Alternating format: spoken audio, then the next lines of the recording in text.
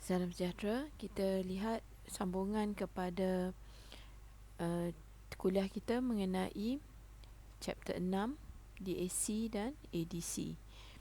Okay, so dalam video yang lepas saya telah tunjukkan kita ada dua jenis DAC, iaitu binary weighted DAC dan R2R DAC.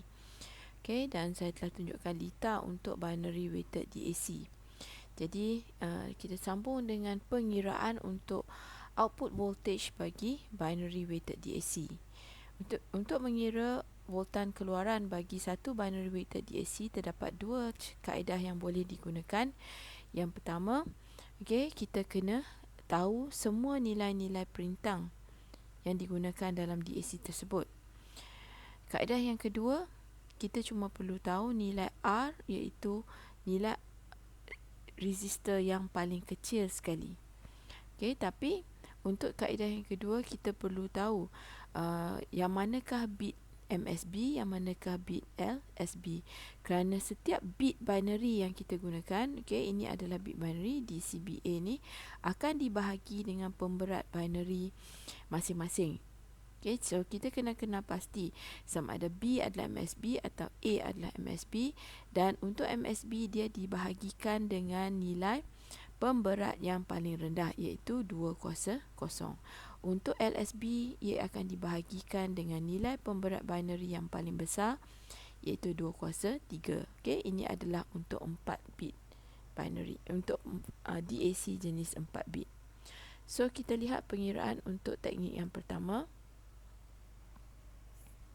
Calculate the Vout for a 4-bit DAC for the binary input 0101, given that V reference is 9 volts, RF is 10 kilo ohms, and R1 is 100 kilo ohm. Di sini walaupun dalam soalan dia tak nyatakan, sebenarnya R1 ni adalah R yang maksimum. So ataupun nilai R yang terbesar. Jadi nilai R yang terbesar, seperti yang saya pernah sebut dulu, R yang terbesar ni atau R maksimum ni digunakan untuk bit LSB. Jadi kalau R1 adalah 100 kilo ohm, dan ini adalah LSB kita, maka R2 kita adalah separuh daripada nilai ni, iaitu 50 kilo ohm. Dan seterusnya untuk R3, kita ambil nilai R2 bahagi 2 sama dengan 25 kilo ohm, dan R4 is 25 kilo ohm bahagi 2, iaitu 12.5 kilo ohm. So kalau R1 adalah nilai perintang bagi bit LSB, maka R4 adalah nilai perintang untuk MSB. Dan kemudian kita masukkan nilai-nilai di dalam formula yang diberikan. Jadi Vout bersamaan dengan negatif. RF kita diberikan sebagai 10K bahagi dengan R4 kita, iaitu 12.5K. Dan kita masukkan nilai binary yang berkenaan. So binary kita, nilai masukan kita 01, 02.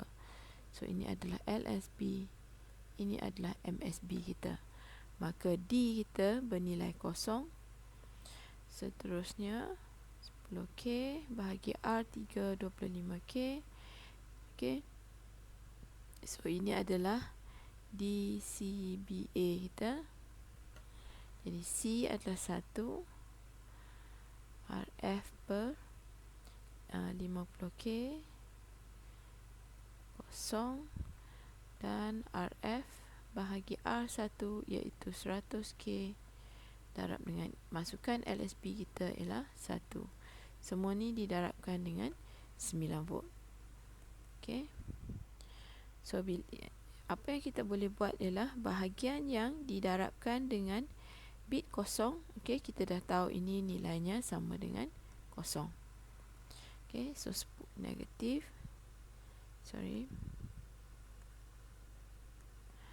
negatif 10 bahagi 25, kita dapat 2/5, okay, tambah dengan 10 bahagi dengan 100K, iaitu 1/10, okay, darab dengan 9 volt. Ini sama dengan 0.4 tambah 0.1 darab 9 volt, maka kita akan dapat negatif negatif 0.5, okay, darab dengan 9 volt. Jadi kita akan dapat negatif 4.5 volt. Okay, so itu menggunakan teknik yang pertama. Okay, dan bagi teknik yang kedua, kita lihat menggunakan nilai-nilai yang sama, okay, dengan diberi R1, tapi untuk teknik yang kedua ni kita kena calculate nilai R yang paling kecil dulu. Okay, so kita boleh gunakan teknik kalau 4 bit, maka R yang terbesar, R1 ni, okay, atau R maksimum ini kita bahagi dengan 8. So kita dapat 12.5. Kemudian kita masukkan R ni di dalam formula yang diberikan.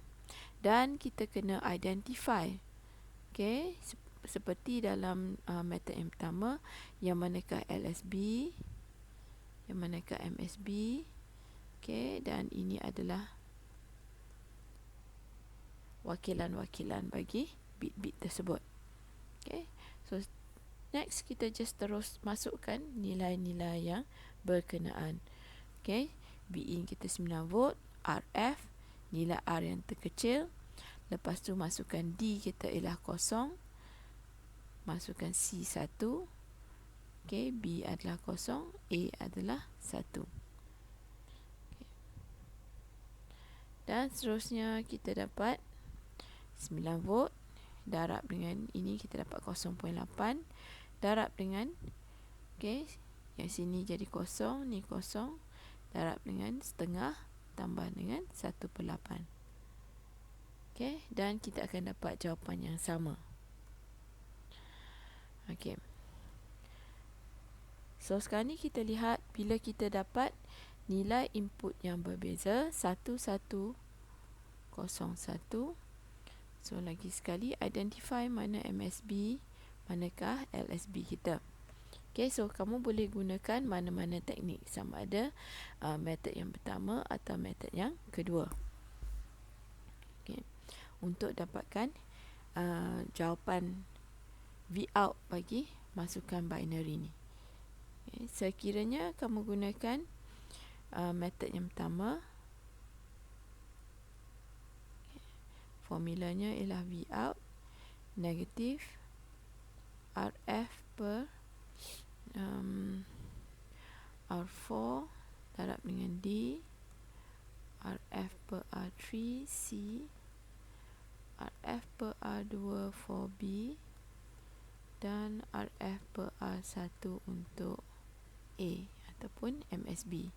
Dan ni semua didarab dengan Bin. Okay, so kita dapat tahu RF kita 10K, R4 kita daripada contoh yang sebelum ni ialah 12.5. Okay, kali ni D kita nilainya 1, and then R3 is 25K, masukkan 1 juga. RF bahagi dengan R2 iaitu 50K, masukkan B ialah 0, dan 10K divided by 100K, masukkan A kita ialah 1.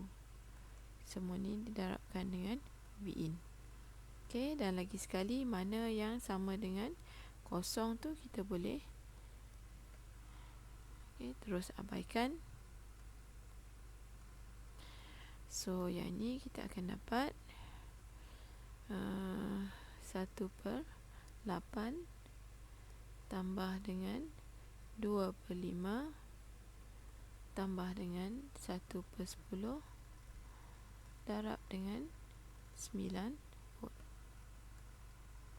Okay, So bila jumlahkan,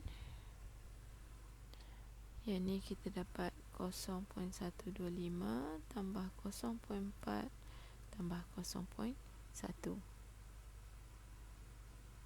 Darab dengan 9 volt. Okey, jumlahkan dan kita akan dapat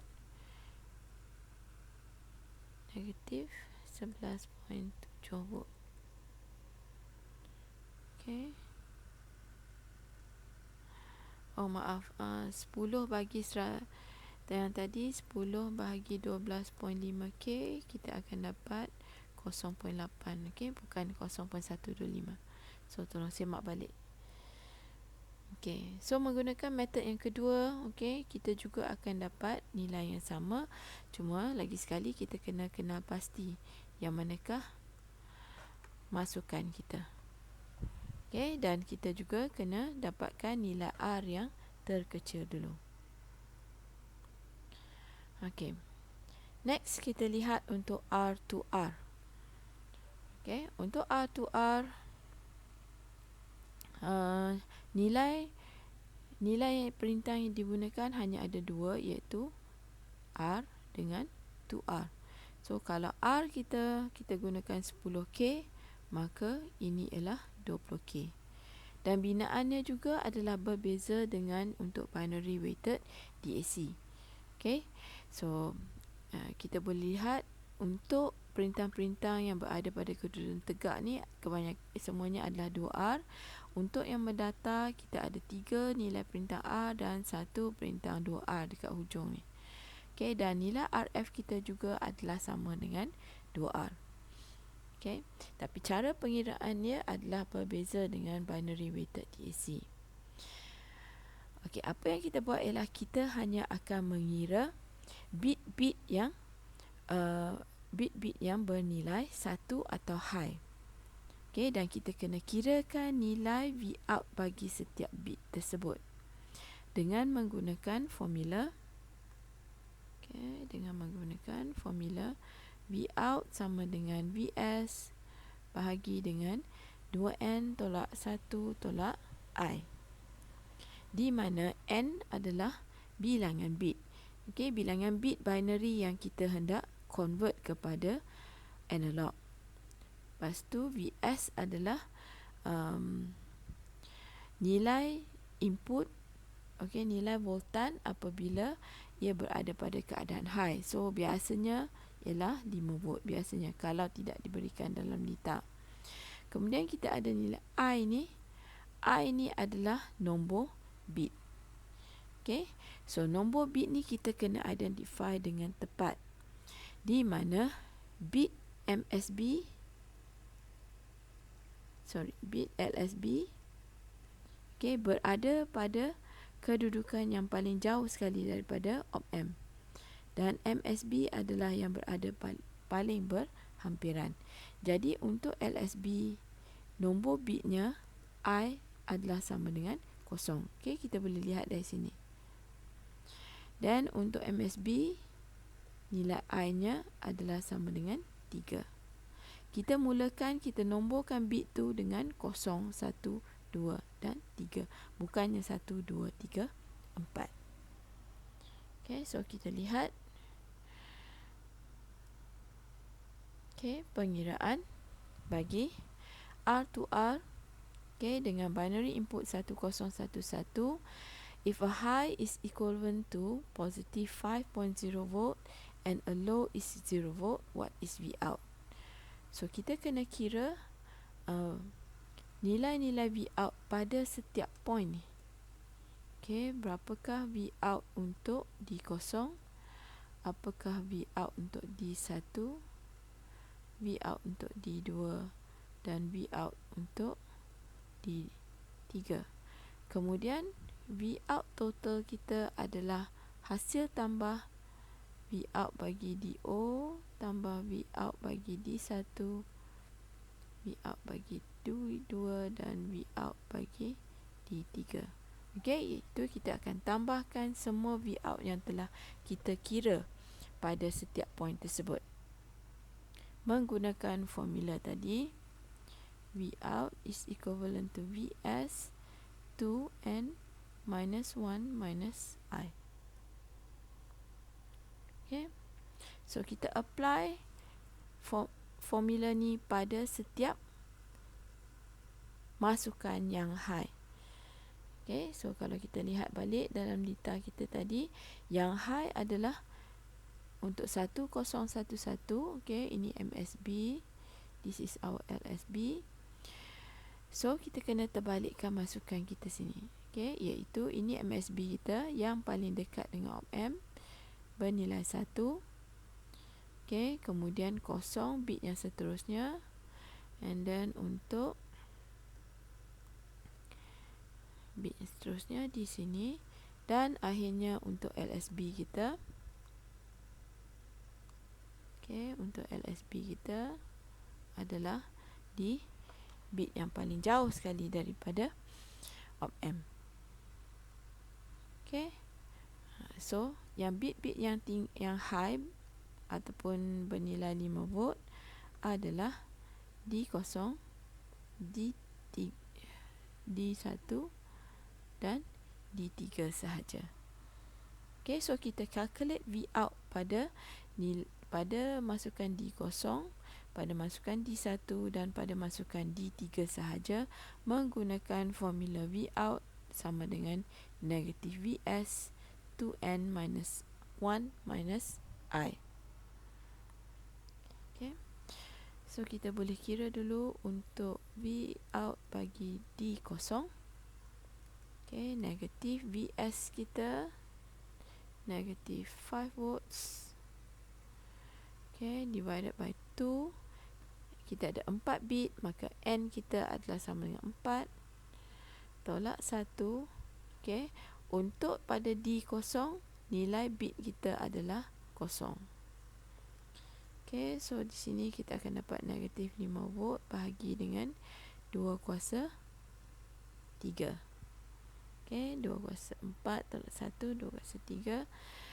Dan kita akan dapat negatif 5 volt per 8. Okay, so dapatkan nilainya kat situ. Kemudian kita kena kira V out untuk D1 menggunakan formula yang sama, masukkan. Tapi sekarang ni I kita dah berubah. Nilai I kita ialah tolak 1.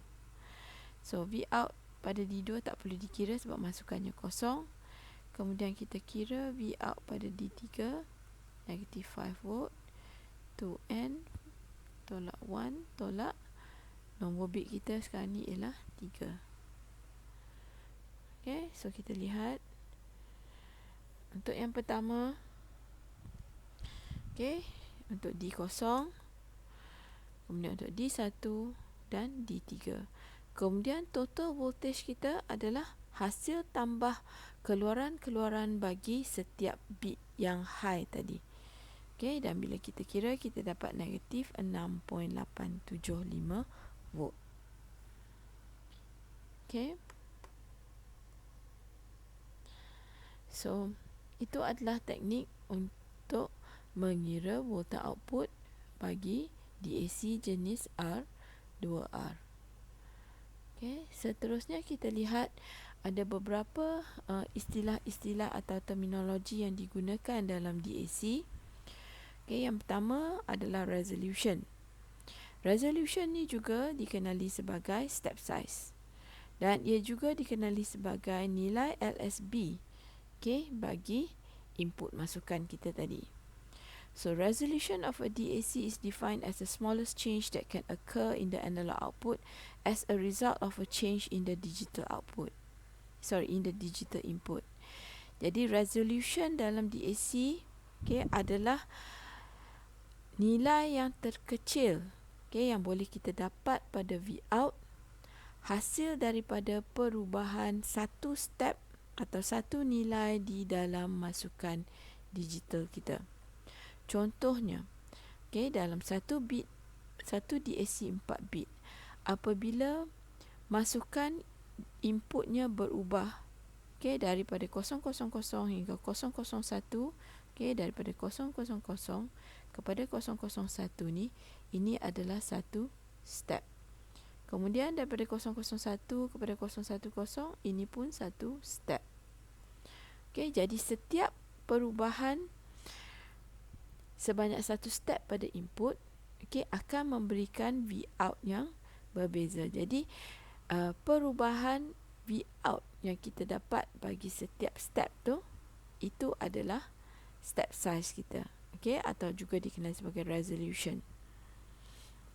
So jika dalam satu 4-bit DAC, apabila digital input changes from 000 to 001, okey, 001 maknanya dia berubah sebanyak satu step, dan kita dapati okey, ini bukan input, kita dapati keluaran analog kita adalah 0.25 mV, maka resolution atau step size kita adalah sama dengan 0.25 mV. Sekiranya apabila input kita berubah daripada 000 kepada 001, okey, dia berubah ini dan kita dapat V out kita sama dengan 1 mV, maka step size kita sama dengan 1 mV. Okey, ataupun resolution kita sama dengan 1 mV. Okey, so percent resolution dalam formula diberikan sebagai 1/2n tolak 1, di mana n merupakan bilangan input, bilangan bit-bit input kita.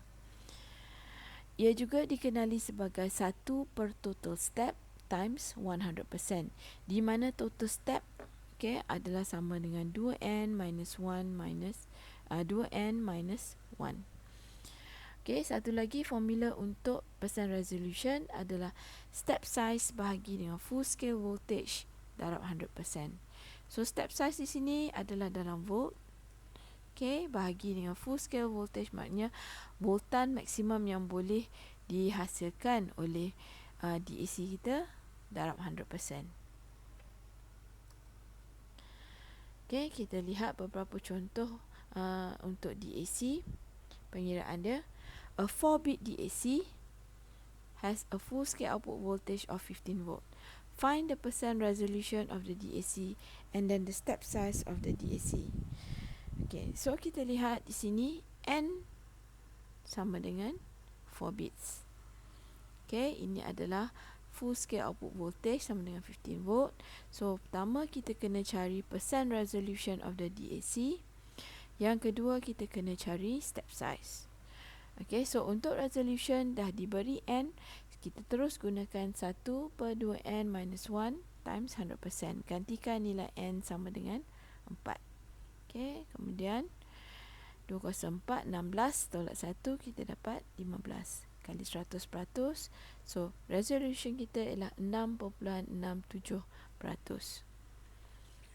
Kemudian bila kita nak kira untuk step size, okay, kita kena ingat bahawa resolution, formula untuk resolution ada 3. So salah satu yang terakhir sekali ialah percent resolution is equivalent to step size divided by full scale voltage. So tadi dalam langkah yang pertama kita telah dapat percent resolution menggunakan formula 1/2n tolak 1 times 100%. Kita dapat 6.67%. Okay, sekarang ni kita nak cari step size. So kita gantikan nilai resolution yang telah kita dapatkan dalam step yang pertama di sini. Full scale voltage diberikan sebagai 12 volt. Okay, kemudian times 100%, jadi kita boleh dapatkan step size kita.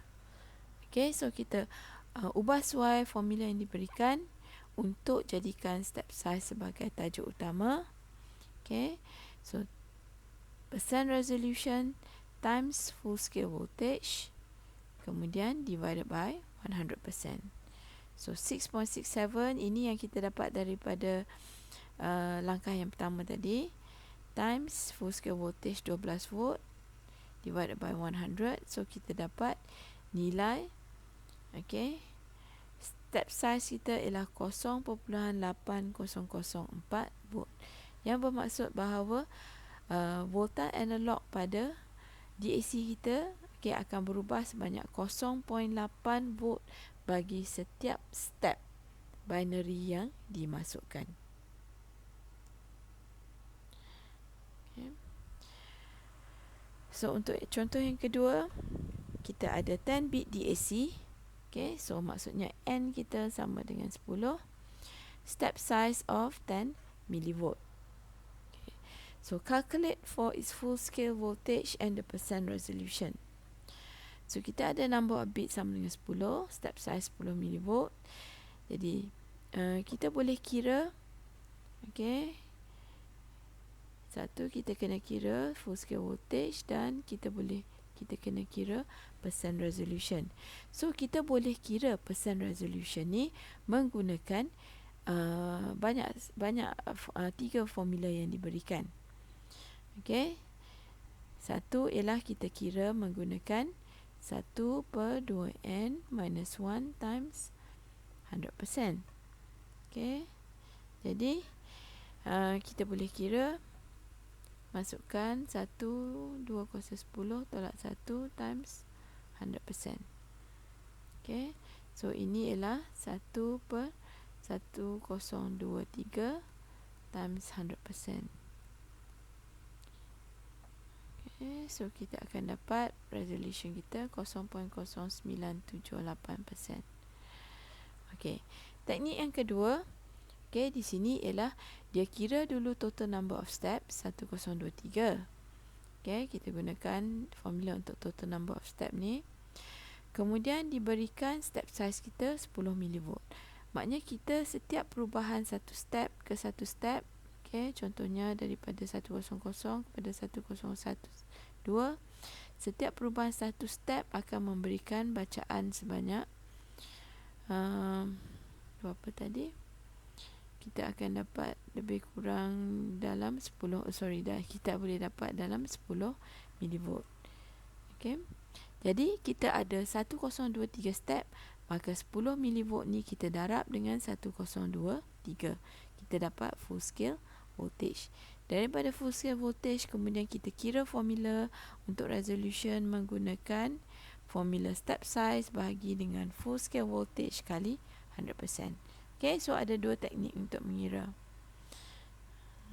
untuk resolutionnya. Tapi untuk kira full scale voltage, okay, kita kena gunakan formula yang melibatkan step size darab dengan total number of steps tadi. Next, okay, kita akan lihat analog to digital converters. So analog to digital converters akan menukar isyarat analog kepada digital. Okay, kita akan ada satu analog, biasanya dalam bentuk voltan. Okay, dan kemudian kita akan ada keluaran dalam bentuk digital. Okay, kita namakan D0, D1, D2, D3. So kebanyakan litar untuk ADC akan mempunyai DAC di dalamnya. Okay, ini adalah satu fakta penting. Kebanyakan litar ADC akan ada DAC di dalamnya. So contoh ADC, okay, kita lihat kita ada mikrofon, di mana dia akan ambil masukan suara kita, okay, dalam bentuk analog.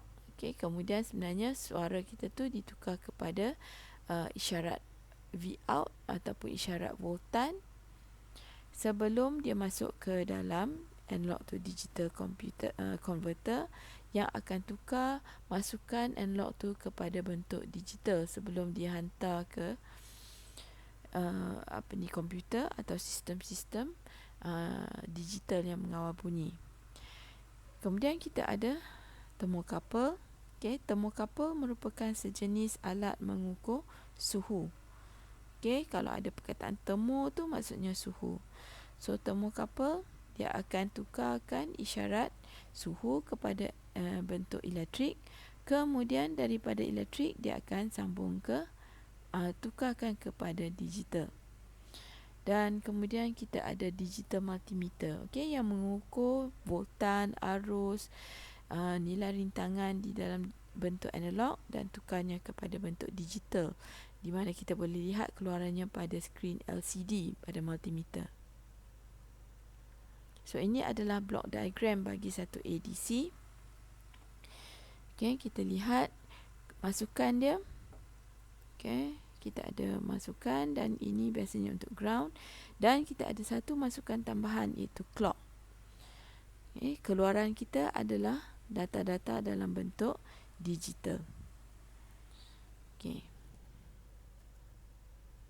So kita ada dua jenis ADC, iaitu Digital RAM Converter dan Successive Approximation Converter. Okay, dua jenis DAC. ADC. Okay. Saya akan sambung penerangan untuk ADC, okay, jenis Digital RAM Converter dan Successive Approximation Converter ni dalam video yang akan datang. Okay, kerana explanation dia agak panjang juga. Okay, terima kasih.